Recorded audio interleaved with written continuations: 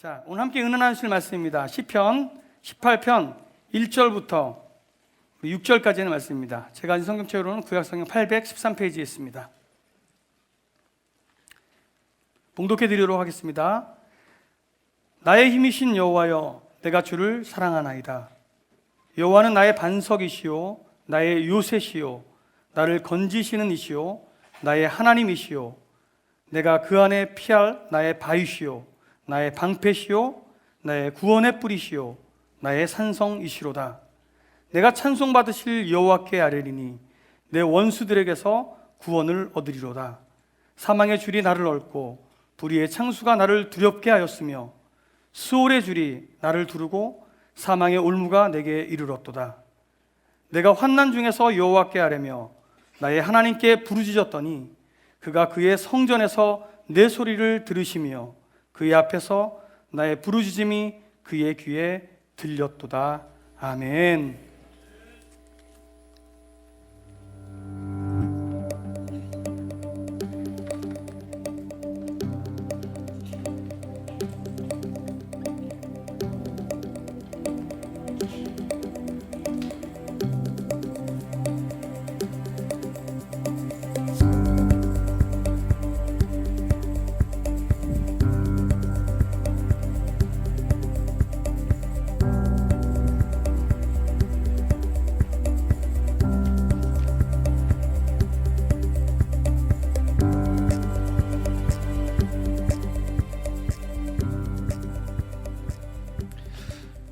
여러분, 오늘 찬양대회 찬양이 어떠셨습니까? 반응 보셨죠? 예, 좋았다는 뜻입니다. 예, 우리 다시 한번 찬양대회 박수 한번 부탁드리겠습니다. 악보도 보지 않고 이렇게 찬양하는 모습을 보면서 참 많이 스트레스도 받고 고생도 많이 했겠구나 하는 생각이 들었는데요. 이런 이야기가 생각이 났습니다. 성가대 가운데 정말 주변 사람들의 노래를 방해할 만큼 음치인 집사님이 한 분 계셨습니다. 자기만 모르는 것 같아요. 주변 사람들이 너무 스트레스 받아가지고 참다가 한 5명 정도가 담임 목사님 찾아와서 목사님 진짜 못하겠습니다. 저 집사님 좀 성가대를 그만둘 수 있도록 목사님께서 권면해 주십시오 라고 부탁을 했어요. 사실 목사 입장에서 쉬운 일이 아니잖아요. 열심히 하나님 찬양. 근데 찬양하는 모습은 제일 예뻐. 그래가지고 고민하다가 아무래도 안 될 것 같아서 집사님하고 조용한 자리를 마련하고 차를 마시면서 집사님에게 정말 무거운 마음으로 이렇게 얘기를 했대요. 집사님 참 찬양하는 모습이 너무 아름다워요. 그런데 제가 집사님 다른 곳에서 필요한 곳이 있어서 그러니 좀 다른 데서 일하시면 어떨까요? 다른 곳을 섬기시면 어떨까요? 라고 얘기했더니 집사님 눈치가 빨라가지고 왜 누가 뭐라 그럽니까? 라고 얘기를 하는 거예요. 그래서 이제 얘기가 나왔으니까 사실이에요. 집사님, 성가대원 중에서 한 5명 정도가 저한테 찾아와서 집사님하고 같이 노래를 못 부르겠다고 그래서 제가 말씀을 드리는 거예요. 그랬더니 사실은 목사님 되게 조심스럽게 상처받을까 봐 얘기했는데 이 집사님이 환하게 웃으면서 오히려 이렇게 얘기하는 겁니다. 목사님, 뭐 그렇게 5명 가지고 그러십니까? 나는 목사님 설교 못 듣겠다는 사람 50명 넘게 만나봤는데 그냥 목사님 열심히 말씀 전해주시죠. 목사님 있는 모습 그대로 괜찮습니다. 목사님이 이 상황에서 뭐라고 답을 해야 될지 생각하면서 당신을 돌아볼 수 있는 기회가 되었다고 얘기합니다. 자, 우리 옆 사람에게 이렇게 인사합시다. 있는 모습 그대로 괜찮습니다.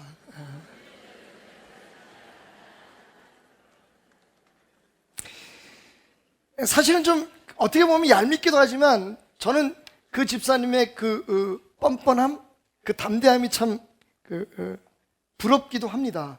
제가 좀 약간 심약한 부분이 있어가지고요. 여러분 그렇게 안 느끼시겠지만 여러분 목소리가 크다고 다 담대한 사람이라는 착각을 버리십시오. 사실은 어찌 보면 제가 큰 소리를 치는 이유는 그 부분에서 제가 가장 지키기 어려운 하나님의 명령이기에 혹은 때로는 내 자신의 약함이 혹시 여러분들에게 말씀을 전하는 가운데 전달되지 않을까, 그래서 더 큰 소리를 치게 되는지도 모르겠어요. 어쨌든 삶을 살아가는 데는 용기도 필요하고 삶을 살아가는 데는 그런 뻔뻔함도 가끔은 필요하지만 어쨌든 우리가 세상을 살아가는데 우리가 의지하고 또 우리를 지탱해 줄 뭔가 강력한 힘이 필요한 것은 틀림없습니다. 여러분은 여러분의 삶을 지탱해 주는 힘이 무엇이라고 생각하십니까? 특별히 위기의 때에 우리가 만날 수 있는 여러분이 의지하는 그 힘이 무엇입니까? 오늘 우리가 함께 읽었던 본문 말씀의 고백자인 다윗은요, 이렇게 말합니다. 나의 힘이신 여호와여, 내가 주를 사랑하나이다. 오늘 고백이라는 주제를 가지고 다윗의 인생의 봄, 여름, 가을, 겨울, 그리고 다시 그의 삶의 봄이 돌아올 때까지 그가 인생에서 외쳤던 고백들을 담아서 이번 11월 한 달 동안 여러분과 함께 좀 잔잔히 우리의 믿음도 점검해보고 하나님 앞에서 우리의 삶, 그리고 특별히 우리 살아가는 삶 속에서의 우리의 모습을 다시 한번 돌아보는 그런 시간을 가지려고 하는데, 첫 번째 시간에 제가 이 18편 말씀, 나의 힘이 되신 여호와여 내가 주를 사랑하나이다라고 하는 말씀을 선택한 이유도 사실은 제가 가장 사랑하는 고백이면서도 제가 가장 제 입술로 고백하기 어려웠던 고백이기 때문이 아니었을까라는 생각을 가져봅니다. 나의 힘이 되신 여호와여, 나의 힘이신 여호와여, 내가 주를 사랑하나이다. 다윗은 평생에 이 고백을 붙들고 이 고백을 외치면서 힘이 되신 하나님을 의지하고 살았음이 분명합니다. 여러분, 저는 오늘 이 시편 18편 전체를 보면서 이런 깨달음을 가져요. 우리가 신앙생활하면서 적어도 하나님을 믿는 사람으로서 애만 태우는 갑돌이와 갑순이는 되지 말아야겠다. 한번 따라해 볼까요? 애만 태우는 갑돌이, 갑순이가 되지 말자. 우리 어렸을 때부터 불러왔던 노래죠. 우리가 그냥 즐겨 부르진 않지만 항상 알고 있는 노래입니다. 갑돌이와 갑순이의 그 애절했던 사랑의 이야기. 그러나 해피엔딩은 아닌 쓸쓸한 이야기. 제가 오늘 설교를 준비하면서 갑돌이, 갑순이에 대한 그 노래의 배경을 한번 찾아봤더니 진짜 여주에 살았던 박갑돌 씨의 이야기다. 근데 내가 보니까 누가 만든 것 같아. 해피님은 같은 마을에 갑돌이, 갑순이가 형제자매도 아니고 같이 살았을 이유가 없고, 근데 사실은 갑돌이, 갑순이라는 말은 우리 모두를 다 대표하는, 그죠? 누군가의 이야기, 우리 모두의 이야기라는 뜻을 가지고 있는지는 모르겠습니다. 여러분 이 노래 잘 아시죠? 갑돌이와 갑순이는 한 교회를 다녔대요. 둘이는 서로 사랑을 했더래요. 거기까지 얼마나 아름답습니까? 근데 그 다음부터 문제죠. 갑돌이 마음은 갑순이 뿐이래요. 겉으로는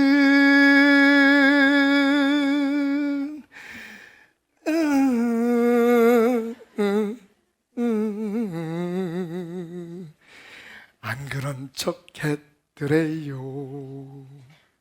그러다가 갑순이가 시집을 갔더래요. 나쁜 년. 시집 간 날 첫날 밤에 달 보고 울었더래요.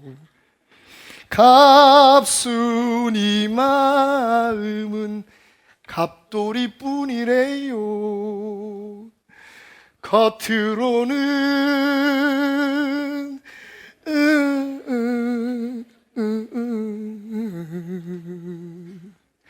고까짓것 했더래요. 안 그런 척 했더래요. 여러분, 갑돌이와 갑순이의 불행이 무엇으로부터 시작됐습니까? 고백하지 못한 사랑에서부터 시작됐습니다. 여러분, 저는 생각해 봤어요. 그 수많은 성경의 위인들, 인물들 가운데 왜 하필이면 하나님께서 갑돌이란다. 다윗을 그렇게 사랑하셨을까? 그죠? 하나님께서 친구라고 불렀던 사람도 있어요. 아브라함을 친구처럼 대하셨다고. 네. 모세를 하나님께서 친구처럼 대면해서 대화를 나누셨다는 말씀도 있어요. 그리고 심지어는 신약 성경에 보면 예수님께서 우리를 더 이상 종으로 여기지 않으시고 우리를 친구라고 부르셨다고 말씀하셨습니다. 그런데 친구처럼 하나님 기뻐하셨던 많은 사람들 속에서 하나님 마음에 딱 드는 친구, 하나님의 마음에 합한 사람은 다윗밖에 없었습니다. 다윗이 뭐가 다른 사람과 달랐어요? 여러분, 조심스럽게 다윗의 삶을 돌아보면요, 사실은 윤리적으로나 도덕적으로나 삶의 모습이라든지 삶을 살아내기 위해서 그가 저지른 여러 가지 죄들을 생각해 보면 사실은 다윗이 다른 사람들보다 그렇게 하나님의 사랑을 받을 만한 이유가 없어 보여요. 그런데 한 가지 아주 독특하게 다윗의 삶에만 나타나는, 다른 사람에겐 없는 하나의 놀라운 사실이 있습니다. 그게 뭐냐면요, 하나님을 향한 그의 고백이에요. 시편 거의 전체가 다윗의 고백으로. 보세요 여러분, 밤에도 하나님을 찬양, 새벽에도 하나님을 찬양, 하나님 앞에 번제와 제물을 드릴 때도 하나님을 찬양, 평상시에도 하나님을 찬양, 힘들 때도 하나님을 찬양, 기쁠 때도 하나님을 찬양. 그의 삶은 온전히 하나님의 사랑에 젖어서 사는 삶 같았어요. 우리 모두가 하나님을 사랑하지만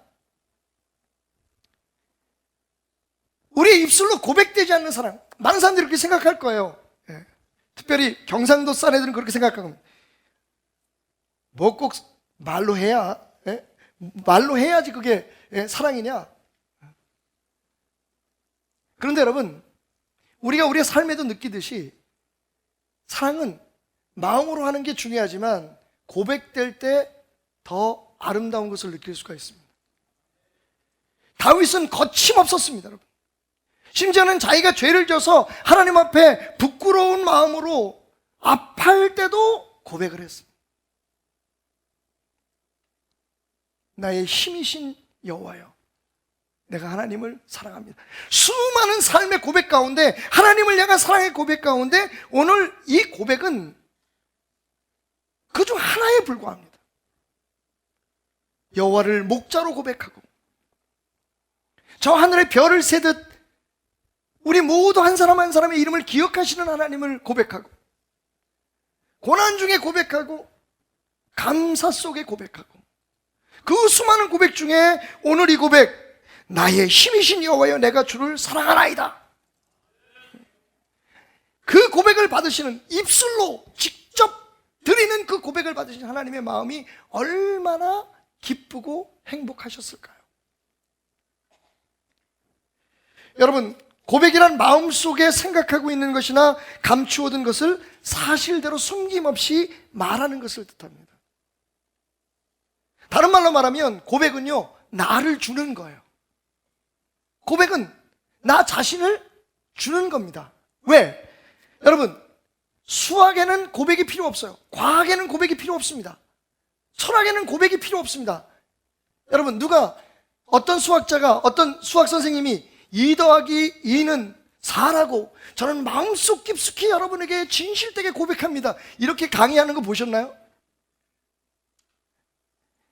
이미 정해진 사실, 이미 모든 사람들이 확고하게 알고 있는 것에 대해서, 다 드러난 것에 대해서 우리는 고백할 이유가 없죠. 그런데 신앙은 다릅니다. 신앙은 하나님 앞에 우리의 마음을 드리는 것이고, 우리의 생각을 드리는 것이고, 우리의 결의를 드리는 것이고, 하나님 앞에 우리의 약속을 드리는 거잖아요. 그것이 고백입니다. 내 자신의 마음속에 그분을 어떻게 생각하고 있는지, 내 마음속에 그분을 향해서 내가 어떻게 살겠다고 결정을 지었는지, 나아가서 그런 고백 속에는요, 나의 책임까지도 드리는 겁니다. 예를 들면 어떤 남자가 한 여인을 사랑해서 무릎을 꿇고 프로포즈를 했다고 치십시다. 나하고 결혼해 주겠어요? 여러분, 그것은 무엇을 의미합니까? 나하고 결혼해주면 내가 남편으로서 당신을 사랑하겠다고 하는, 그리고 그 책임을 지키겠다고 하는 그 마음이 거기에 담겨 있습니다. 고백은요, 그렇게 우리의 입술로 우리 자신을 당신께 드립니다. 이것이 내 마음이요, 이것이 내 결심이요, 이것이 나의 당신을 향한 책임의 약속입니다 라고 전달하는 것이기에, 하나님은 그런 고백을 아끼지 않았던 다윗의 삶을, 그의 생을 너무나 기쁘게 받아주셨다라고 생각합니다. 여러분, 이런 고백에는 힘이 있습니다. 물론 이런 고백을 들은 하나님의 마음이 항상 기쁘셨겠지만, 그래서 내 마음에 꼭 맞는 사람이다 라고 다윗을 사랑해 주셨겠지만, 고백은 또 어떤 힘이 있냐면요, 내가 내 입술로 고백한 것에 대해 더욱더 확신하게 만드는 힘이 있습니다. 우리가 우리의 삶이 산 제사가 되어야 된다고 고백합니다. 오늘 우리가 이 자리에서 예수님을 우리의 입술로 고백했죠, 그죠? 주님에 대한 우리의 사랑을 고백했습니다. 하나님에 대한 사랑을 고백했습니다. 찬양은 하나님을 고백하는 겁니다. 하나님이 우리의 삶에 하나님 되심을 고백하는 것이고, 그분을 통해서 우리에게 주어진 은혜를 고백하는 것입니다. 오늘 우리는 성찬 예식을 통해서 주님을 사랑한다고, 그 사랑을 잃지 않겠다고 또 고백을 했습니다. 이 고백이 우리의 삶으로, 산 제사로 이어지기 위한 가장 확실하고, 저는 솔직히 유일한 방법이라고 생각합니다. 그건 뭐냐면, 우리의 삶 속에 다윗과 같은 실제적인 고백을 매일매일 내뱉으며 사는 것을 훈련하는 겁니다. 아침에 일어나서, 하나님 오늘도 저와 함께 해주시니 감사합니다. 직장에서 일을 하다가 혹은 가정에서 여러 가지 어려운 일 때문에 머리 아플 때, 하나님 그럼에도 불구하고 내 힘이 되신 하나님을 사랑합니다. 가장 짧지만 우리의 삶을 가장 완전하게 예배의 삶으로 이끌 수 있는 것이 바로 고백입니다. 이 고백을 가슴에 담아둘 이유가 없습니다. 그 고백이 하나님의 마음을 움직이고 또 우리 자신을 하나님으로 더 가까이 가게 하는 힘이 있는데, 왜 우리는 그 고백을 아끼는 것일까요? 의식적으로라도, 의도적으로라도 열심히 하나님을 사랑합니다, 하나님이 여기 계셨군요, 동행해 주셔서 감사합니다, 오늘 하루 저와 함께 해주신 하나님 앞에 영광을 돌립니다, 하나님 때문에 살았습니다. 여러분, 우리가 함께 부부 생활을 하고 가족 생활을 할 때도 사랑하는 사람들에게 이 고백이 얼마나 중요한지 알고 있지 않습니까?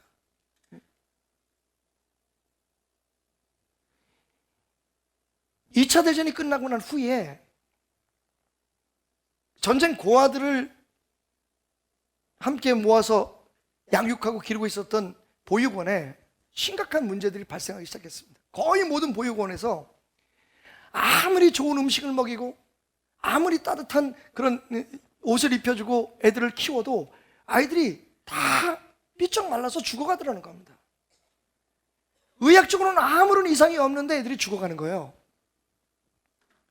그래서 많은 그 의사들이, 또 심리학자들이, 교육학자들이 그 아이들의 질병이 무엇인지 긴급하게 연구를 시작했습니다. 그리고 하나의 질병의 이름을 만들게 되었는데, 그게 마라스무스라고 하는 병입니다. 쉽게 말하면 애정결핍증입니다.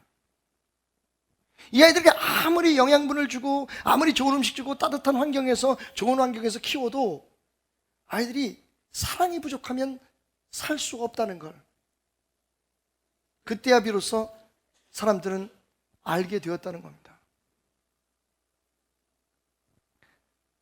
사랑을 느끼고 또 사랑을 쏟고, 어찌 보면 이것이 우리가 섭취하는 어떤 영양분보다, 물론 당연히 필요하죠, 우리가 우리의 육체와 우리의 삶의 웰빙을 위해서 섭취하는 어떤 비싼 영양분보다, 어떤 영양제보다 더 필요하고 좋은 것이고, 사실은 필수적인 것이라는 것을 우리는 마라스무스라고 하는 질병을 발견함으로 깨닫게 되었던 것입니다. 하나님은 우리의 입술로 고백하는 사랑을 듣고 싶어 하십니다. 그리고 그 고백이 우리를 살립니다. 하나님을 만나는 예배로 우리를 이끌고 어떠한 사망의 음침한 골짜기 속에서도 하나님이 우리와 함께 하심을 우리 스스로에게 확신시켜 주므로 모든 어려움을 이겨내는 힘이 될 수 있습니다. 오늘 다윗처럼 우리의 입술에 하나님을 향한 사랑의 고백이 있기를 주님의 이름으로 축원드립니다. 여러분, 신약성경을 보십시오. 마가복음 11장 23절 24절의 말씀, 예수님께서 우리에게 주신 능력의 말씀입니다. 내가 진실로 너희에게 이르노니 누구든지 이 산더러 들려 바다에 던져지라 하며 그 말하는 것이 이루어질 줄 믿고 마음에 의심하지 아니하면 그대로 되리라. 그러므로 내가 너에게 말하노니 무엇이든지 기도하고 구하는 것은 받은 줄로 믿으라. 그리하면 너희에게로 그대로 되리라. 여러분, 왜 우리가 입술로 고백하는 기도가 필요합니까? 왜 우리가 소리쳐 기도하고 하나님 앞에 말로 기도합니까?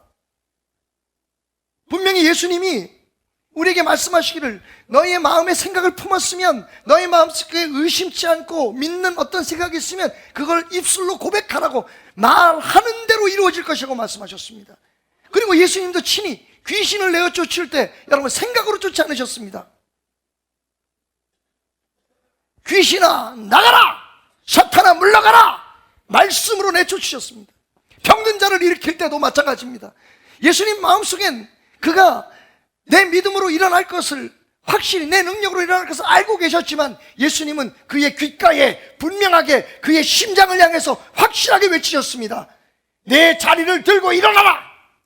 너희 앉은 그 자리에서 일어나라. 내 질병이 물러갈 줄 믿노라. 내 믿음이 너를 구원하였느니라. 여러분, 우리의 입술의 고백은 하나님께 우리의 마음을 전달할 뿐만 아니라 우리에게 하나님이 함께 하심을 깨닫게 하고, 그래서 우리는 승리할 수 있음을 느끼게 하는 힘이 있다는 것을 기억하시기 바랍니다. 오늘 우리 베델교회 가운데, 우리 성도님들 가운데 그 어떤 한 사람도 하나님을 사랑한다고 고백하는, 하나님에 대한 여러분의 모든 마음을, 진실된 마음을 고백하는 것에 게으르거나 혹은 두려움이 있는 사람들이 갑돌이와 갑순이가 없기를 주님의 이름으로 축원드립니다. 나의 힘이 되신 여호와여, 내가 주님을 사랑합니다. 여러분의 고백이 여러분의 삶을 풍성하게 충만하게 하기를 주님의 이름으로 축원드립니다. 그런데 다윗을 통해서 우리가 배우게 되는 이 고백은요, 그의 고백이 구체적이고 확신에 찬 고백이었다는 겁니다. 그리고 그것이 하나님의 마음을 움직이고 하나님의 보좌를 움직이는 힘이 있었다는 겁니다. 한번 따라해 봅시다. 구체적이고 확신에 찬 고백이 사랑을 움직입니다. 여러분, 이 다윗의 고백을 들어보십시오. 2절부터 3절. 여호와는 나의 반석이시요 나의 요새시요 나를 건지시는 이시요 나의 하나님이시요 내가 그 안에 피할 나의 바위시요 나의 방패시요 나의 구원의 뿌리시요 나의 산성이로다. 설교자의 입장에서 저는 항상 이 말씀을요, 그 단어 하나하나에 담겨있는 영적 의미를 파헤치는 것에 제 모든 정성을 쏟았던 것 같습니다.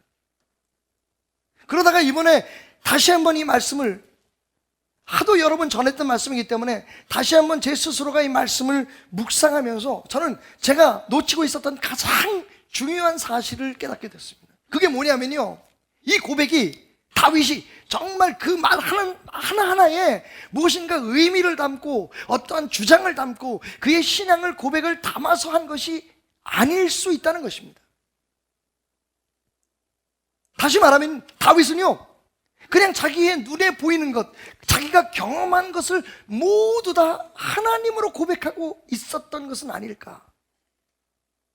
제가 여러분의 이해를 돕기 위해서 잠시 제가 이 자리에서 강단 위에 서인 제 포인트 오브 뷰에서, 저의 관점에서 오늘 이 다윗의 고백을 한다면 아마 이럴 겁니다. 하나님은 나의 모니터요, 하나님은 내 마이크시고. 여러분, 이 모니터는요, 제가 가끔 찬양을 부르다 가사를 잃었을 때 바라보면 거기에 모니터가 떠 있어요. 여러분 차원에서는 안 보이겠지만 제 관점에서는 보이거든요. 하나님은 항상 그런 분이셨습니다. 제게 마이크는요, 제가 이 마이크를 끄고 여러분과 여기 많이 앉아있는 여러분들을 향해서 말씀을 나눈다고 생각해 보십시오. 제 소리는 어쩌면 제가 원래 저희 어머님이 저를 임신하셨을 때, 잉태하셨을 때 화통을 삶아 드셔가지고 제가 목소리가 크긴 합니다만, 그런데 문제는 뭐냐면 그렇게 고래고래 지르는 소리를 가지고는 제 마음속의 감정이 여러분에게 전달이 되질 않아요. 우리 목회자들에게 이 마이크는 얼마나 소중한 도움이 되는지요. 그런데 저는 생각해 봤어요. 정말 내 마음이, 제가 아무리 제 감정을 담고 제 진실을 담아서 여러분에게 얘기해도 성령님이 여러분과 내 사이에서 역사하지 않으시면 그게 전달될 수 없다는 걸, 때로는 오해받을 수 있다는 것도 말이죠. 야, 우리 목사님은 참 탤런트 같아. 쇼를 잘해. 제가 좀 하죠? 안타깝습니다. 그죠? 우리가 서로 사랑하는 사람 사이에도, 부부 사이에도 그런 안타까움이 있잖아요. 나는 진실되게 얘기했는데 오히려 그게 상처가 될 때도 있고, 진실이 전달되지 않아요. 마이크라는 제 음성을 증폭시켜주는 이 기계 때문에, 그리고 이것을 항상 실수 없이 가장 최적화된 상황에서 제가 이 마이크라고 하는 이기를 사용할 수 있도록 도와주시는 우리 방송실의 귀한 형제 자매님들 때문에 저는 오늘 여러분들에게 제 마음에 담겨있는 그 사랑을 전할 수 있는 겁니다. 마이크가 제게는 하나님인 거죠. 오해하지 마십시오. 제가 마이크를 섬긴다는 게 아니라 마이크 속에서 저는 하나님을 오늘 느낀다는 겁니다. 여기 앉아 계신 여러분이 제 하나님이십니다. 무슨 얘기인지 아시겠어요? 여러분, 오늘 이 시를 고백했던, 이 고백을 했던 다윗은 어떤 상황이 있었습니까? 정말 인생의 겨울과 같은 황량하고 고통스러운 날들을 보내고 난 후에 봄빛처럼 비춰오는 그 따뜻한 하나님의 사랑 앞에 감격해서 외친 고백이거든요. 그가 반석이라고 하나님을 고백하는 것은 정말 힘들고 어려워서 사울의 칼을 피해서 도망갔던 어떤 깊은 산 속에서 너무너무 답답하고 외로웠던 그 순간에 널찍한 바위 위에 올라가서 그 광야를 바라보면서 저 멀리 예루살렘을 바라보면서 외쳤던, 그냥 속이 시원하도록 주여! 외쳤던 그때에 섰던 그 바위가 생각났을 겁니다. 하나님이 나의 요새라고 고백했던 것은, 그랬던 그가 가까이 다가오는 적들을 피해서 숨었던 동굴을 상상하게 했을 겁니다.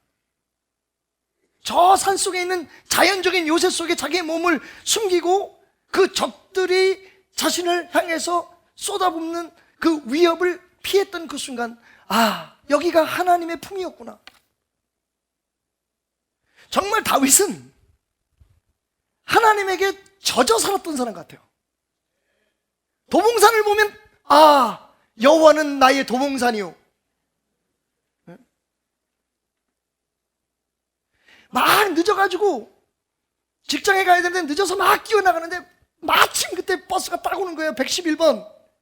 아, 나의 하나님은 111번 버스요. 여러분 무슨 얘기인지 아시겠어요? 뭐 어떤 의미를 부여하기보다 그냥 눈에 보이는 게 다 하나님인 거예요. 그가 누린 모든 은혜와 삶의 모든 흔적들이 다 하나님인 거예요.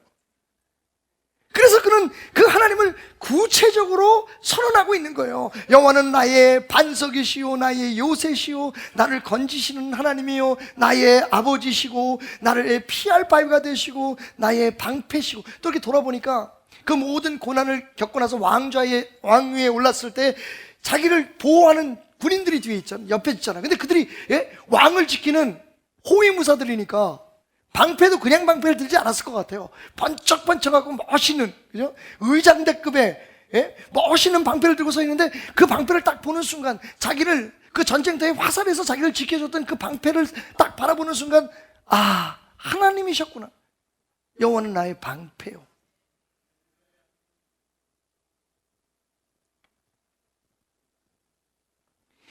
이렇게 온통 하나님의 은혜 속에서, 온통 하나님 속에서 살아가던 다윗의 이 고백이요, 얼마나 힘이 있는지. 여러분, 이후로 그의 삶 속에 하나님이 정말 그를 요새처럼 방패처럼 반석처럼 지키시고 축복하시는 축복의 문을 여는 열쇠가 되었다는 겁니다. 이렇게 생각해 보시면 돼요. 여러분, 정말 제 마음속에서 우러나는 고백이지만 이건 믿어주셨으면 좋겠습니다. 세상에서 제 아내가 끓이는 김치찌개만큼 맛있는 김치찌개를 먹어본 적이 없습니다. 한번 도전해 보십시오. 저한텐 그래요. 처음에 제가 미국에 있을 때 제 아내가 미국으로 왔습니다. 여러분 알다시피 그 당시에 대학교 다니는 여학생들 다 비슷하잖아요. 집에 무슨 살림을 배웠겠습니까? 제가 사실은 한 요리를 해요. 한 10가지 요리를 시도하면 한 가지 정도 먹을 거를 만듭니다. 제가 좀 요리하는데도 평소에 제 안에 들끓는 이 창조성을 좀 많이 강조하다가 보니까 넣지 말아야 될 것 좀 넣고 넣지 않아도 될 것 좀 많이 넣어가지고, 그런데 걱정이 없었어요. 그때는 사랑하니까 하다못해 그 집 앞에 있는 햄버거집 가서 매일 아침 점심 저녁 햄버거 먹고 살면 되지 라고 생각했는데, 의외로 딱 하나 있었던 냄비, 그리고 마켓에서 사온 한 병의 신김치를 사용해가지고요 김치찌개를 끓였는데, 우와, 나 땡 잡았다. 얼굴 예쁘지, 마음 착하지, 김치찌개까지 이 정도로 잘하면, 지금 여러분 느끼십니까? 제가요 아주 구체적이고 확신에 찬 고백을 하고 있는 거예요. 왜 그러느냐? 오늘 저녁에 반찬이 달라집니다.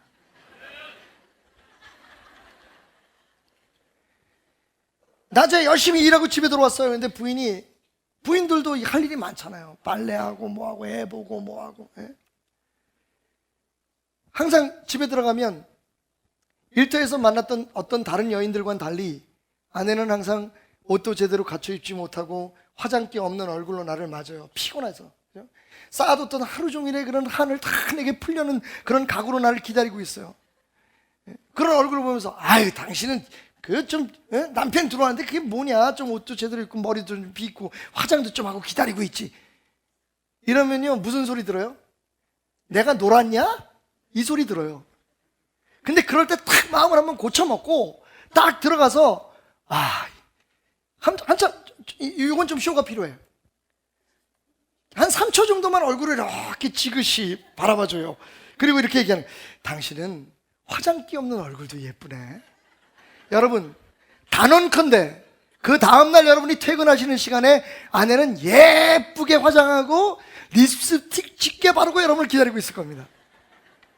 사실 고백의 힘은요 우리가 상상하는 것보다 더 많은 능력을 가지고 있다는 걸 볼 수가 있어요. 김치찌개 얘기로 돌아갑시다. 정말 빈말이 아니라 제 아내가 김치찌개를 잘해요.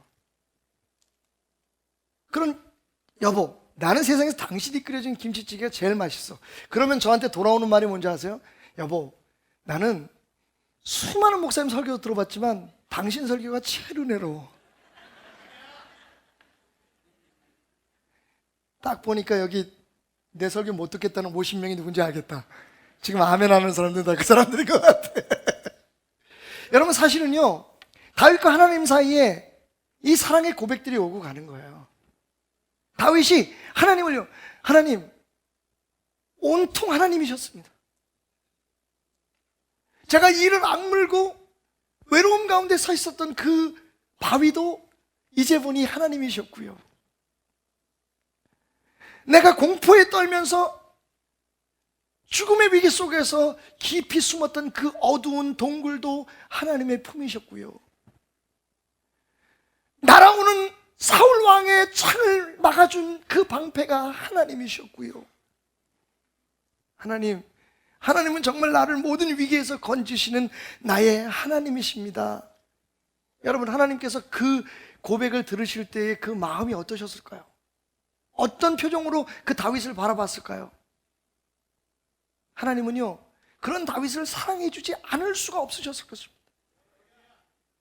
여러분, 우리의 입술의 복음은 그래서 중요한 겁니다. 하나님 앞에서 하나님이 누구인지 우리 삶에 느껴지고 우리의 삶에 경험되는 그대로의 하나님을 고백하면서 그 고백 속에서 우리가 하나님 안에서 매일매일 살아가고 있음을 느낄 때에 하나님은 우리를 지키시고 보호하시고 항상 우리 곁에서 우리를 다윗을 인도하시듯 이끌어 주실 것입니다.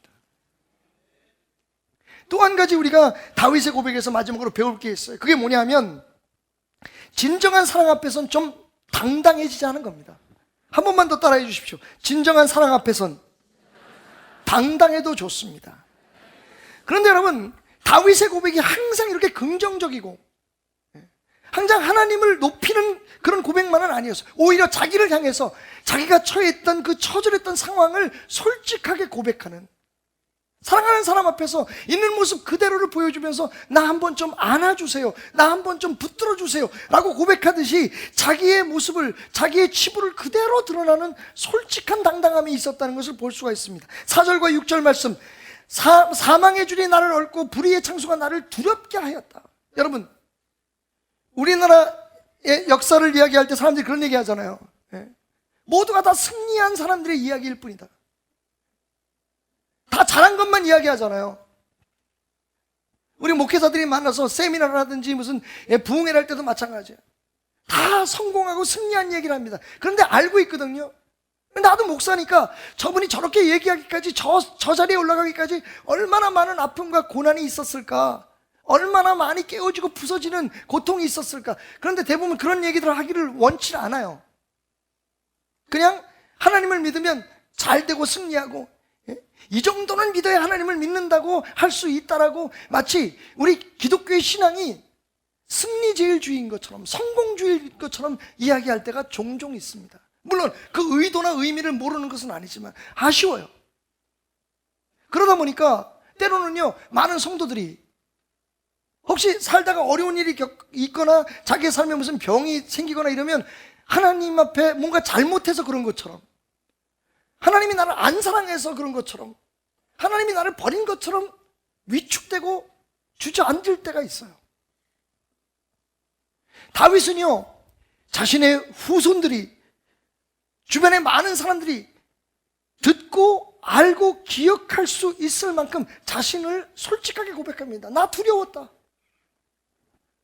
내가 내 실수로 말미암아 어려움에 처한 적도 있었고, 나의 연약함으로 말미암아 내가 죄 가운데 몸부림친 적도 있어. 심지어는 뭐라고 얘기하냐면 내가 어미의 복중에서 죄악 가운데 출생했다고 얘기합니다. 자세히는 모르지만 아마 다윗의 가문에 무슨 숨겨진 비밀이 있었지는 않았을까라고 추측하는 부분입니다. 왜? 하나님 앞이니까. 하나님 앞이니까 그는 있는 그대로 당당하게 고백할 수 있었던 겁니다. 그래서 하나님, 나는 이렇게 약합니다. 그래서 나는 이렇게 부족합니다. 나는 이렇게 못났습니다. 그래서 하나님이 필요합니다.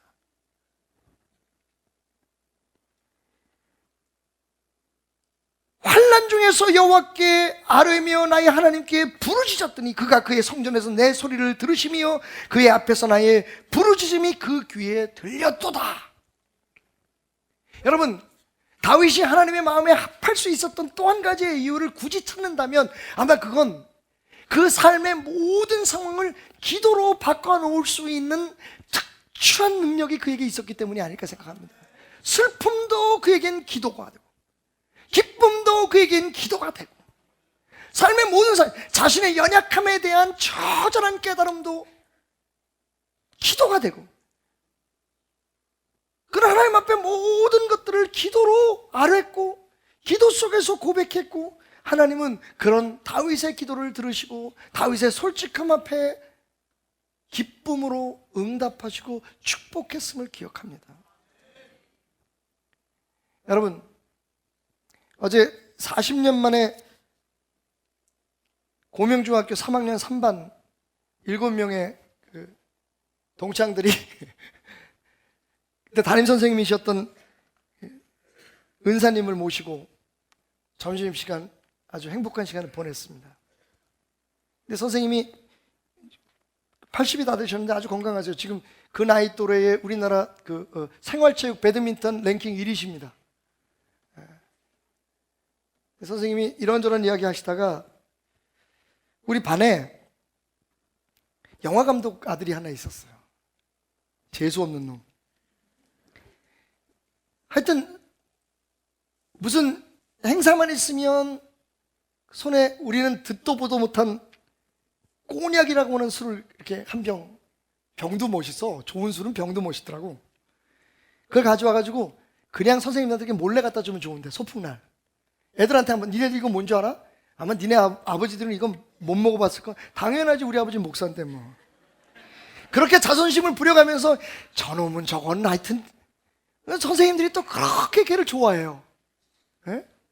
그 옛날 그 박봉의 그 꼬냑 몰라 무슨 몇 년도산인지 하여튼 뭐 그냥 모여가지고 걔 또 불러.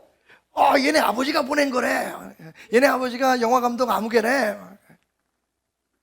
그래도 그 친구를 미워할 수 없었던 건 그 친구 집에 있었던 그 다양한 잡지 컬렉션 때문이었습니다. 영화 감독이서 그런지 우리가 평소에는 볼 수 없었던 그 야리야시한 잡지들이 엄청나게 많았어요. 그래서 하여튼 꼴 보기 싫고 재수없고 그랬어도 그 친구 집을 많이 놀러 갔었는데, 그러다 보니까 집 분위기가 좀 이상한 거야. 사실 그걸 느낄 수 있잖아요. 근데 갑자기 선생님이 그 아이의 안부를 물으셨습니다. 소식이 누가 물어봐도 잘 몰라서. 내 친구 중에 하나가 선생님 죄송한데 이런 말씀 드려서 몇 년 전에 스스로 목숨을 끊었답니다. 막 행복해 하시는 선생님이 갑자기 눈시를 뜨고 내 그놈 그럴 줄 알았어. 항상 마음에 밟혔던 아이였던 것 같아요. 그러면서 그런 말씀 하십니다. 거기 이제 술 좋아하는 친구들 몇 명 있으니까 우리가 가면 선생님 만났다고 또 한 잔, 뭐 했다고 한 잔. 그래서 그 친구들한테 권면을 하시더라고요. 야, 니네들 술을 먹어도 오늘처럼 기쁜 좌석에서만 마셔라. 집에서 혼자 술 먹고 괜히 끙끙대지 마라. 그러면서 우리 앞서 먼저 유명을 달리한 그 친구에 대한 이야기를 하면서 걔가 니네들 볼 때는 굉장히 씩씩하고 그래 보였지만 선생님은 알고 있었다. 그 마음속에 얼마나 여러 가지 자라오는 과정 속에서 부모에게 받은 상처, 그런 것들이 많았는지. 근데 우린 그걸 몰랐잖아요. 말을 안 해줬으니까.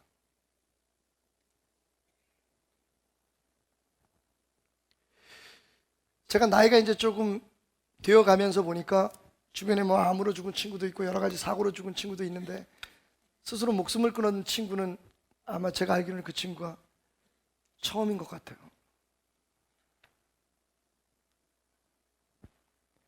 되게 책임감이 느껴지더라고요. 뭐 40년 전 일이니까, 그때는 다 어렸으니까. 근데 왜 그 이후에도 서로들 그렇게 얘기하더라고요. 다 저 말고 지네들끼리 이렇게 좀 모였었나 봐요. 왜 그 친구를 모임 자리에 불러내지 못했을까? 같이 옆에서 말동무가 되어주지 못했을까? 그런 이야기들을 하면서 아쉬움을 금할 길이 없었습니다.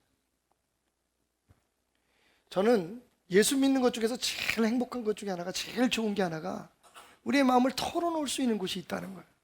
하나님이잖아요. 심지어는 우리 가족들에게 정말 이야기할 수 없는 그런 아픔까지도 하나님은 들어주실 수 있는데, 그런데 우리가 하나님 앞에서조차도 고백하는 것을 꺼려합니다. 여러분, 한 가지는 분명해요. 하나님이 처음부터 우리가 사랑스럽고 쓸만해서 사랑하신 것이 아니라는 겁니다. 그분 앞에 우리의 가장 추하고 연약한 부분을 보여드려도 하나님은 여전히 우리를 사랑하실 것이고, 씻을 수 없는 죄를 지은 아픔에, 그 죄책감에 머뭇거리는 우리도 주님은 위에서 십자가에 피 흘려 죽으실 수 있는 사랑을 하고 계시는 분이라는 겁니다.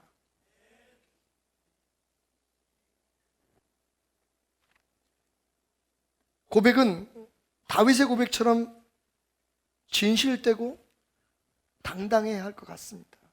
정말 사랑한다면, 그게 정말 사랑이라면 다윗처럼 하나님, 내가 당신을 사랑하는데 내 이 못난 모습까지도 사랑해준 당신을 더욱더 사랑합니다 라고 고백할 수 있어야 합니다. 말씀드렸듯이 신앙에는 고백이 필수입니다. 내 마음을 드리고 내 뜻을 드리고 내 자신을 드리는 것이기에 고백 없는 신앙은 신앙이 아닙니다. 남들이 다 그런다 그래, 난 이렇게 배웠어. 여러분, 그건 지식이지 신앙이 아닙니다. 오늘 저는 긴 겨울을 지나고 봄을 맞이한, 인생의 봄을 맞이한 다윗의 이 고백을 통해 우리가 이 땅에서 살아내고 살아있고, 그리고 그냥 살아있는 것이 아니라 하나님이 주시는 은혜의 풍성함 속에 행복한 꽃을 피우며 주변 사람들에게도 기쁨을 주며 살아가는 삶을 살기 위해 다윗처럼 고백해보지 않겠냐고, 고백의 삶을 살지 않겠느냐고 여러분에게 권하고 싶습니다. 여러분, 제가 확신 있게 권할 수 있는 이유는요, 고백은 꼭 저처럼 이렇게 많은 사람들이 있는 데서 하지 않아도 됩니다. 혼자 있을 때 조용한 곳에서도 얼마든지 하나님을 사랑한다고 고백할 수 있습니다. 오늘 저는 말씀을 마치면서 여러분의 가슴에 손을 얹고 여러분만의 고백을 좀 하나님 앞에 드릴 수 있는 시간을 가져보면 어떻겠냐고 권하고 싶습니다. 조용히 눈을 감고 한번 오늘 생각해 보십시다. 하나님은 당신에게 무엇이었습니까? 하나님 앞에 당신은 지금 누구입니까?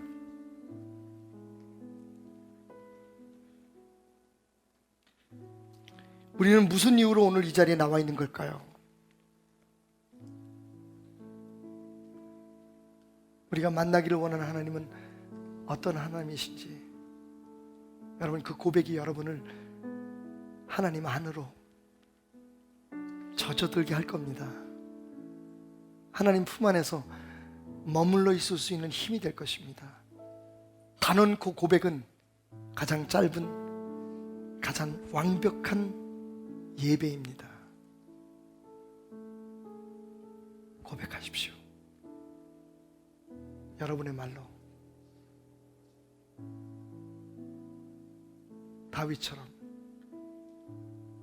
나의 힘이신 여호와여, 내가 주님을 사랑합니다 고백했던 것처럼